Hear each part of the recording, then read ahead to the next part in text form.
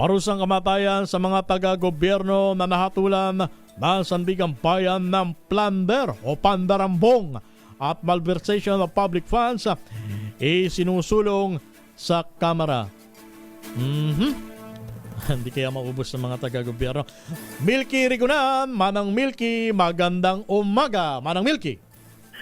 Magandang umaga, Romel at Sister L. Papatawan ng parusang kamatayan sa pamagitan ng firing squad ang mga opisyal ng pamahalaan na mahatulan ng Sandigan Bayan sa mga kasong graft and corruption, malversation of public funds at plunder. Nakapaloob ito sa House Bill 11211 o Death Penalty for Corruption Act ni Zamboanga City 1st District Representative Kaimer Adan Olaso.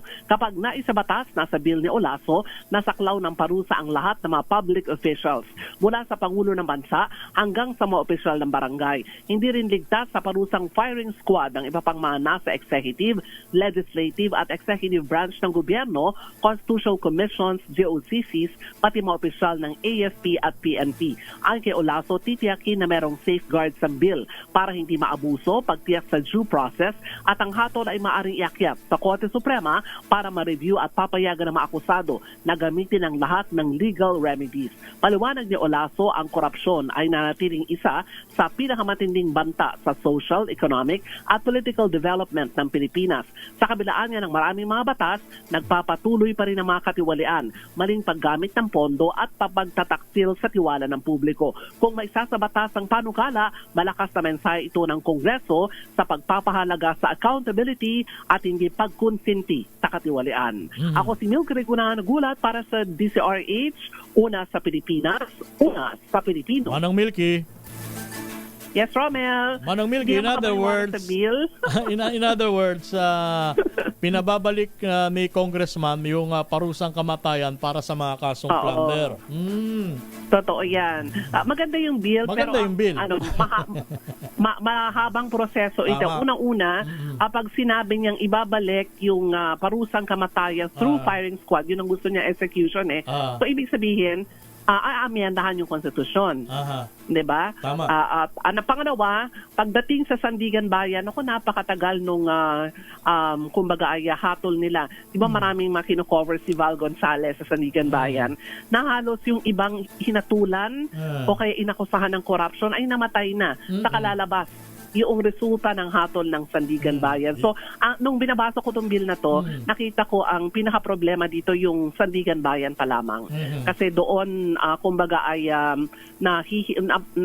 napakatagal nung pagdinig proseso at ang tagal nung paghatol. For example na lamang, former Senate President at now Chief Presidential Legal Counsel, Juan Ponce Enrile, na hanggang ngayon, nakaapela pa rin. Pinapapunta pa rin, umaapela pa rin at wala pang hatol ang Sandigan Bayan. So maganda yung maganda yung objective ng bill pero mahabang proseso. At siguradong maraming tututol. Pagdating sa Kamara. Yung iba nga Manang Milky yung iba nga nahatulan ng guilty ng Sandigan Bayan kumandidato, nanalo pa. Bakit? Kasi nakaapila hanggang sa Korte Suprema.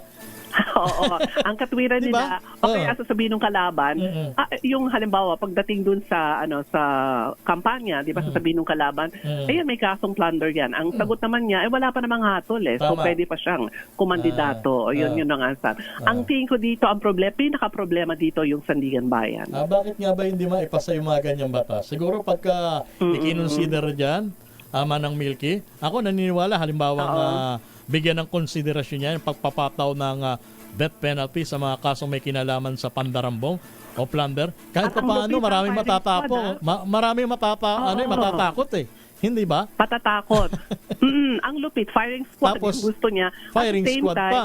Wala na rin sigurong hearing na gagawin ng Kamara at Senado tungkol sa mga issue ng graft and corruption. Kasi pag once ikaw ay nahatulan na ng Sandigan Bayan, pero sa lang final decision sa kaso, automatic na plunder, malversation of public funds, ay definitely ipapataw na dito yung parusang firing squad. Ang sabi nga Duralex, Sedlex, below may be harsh, but that is the law.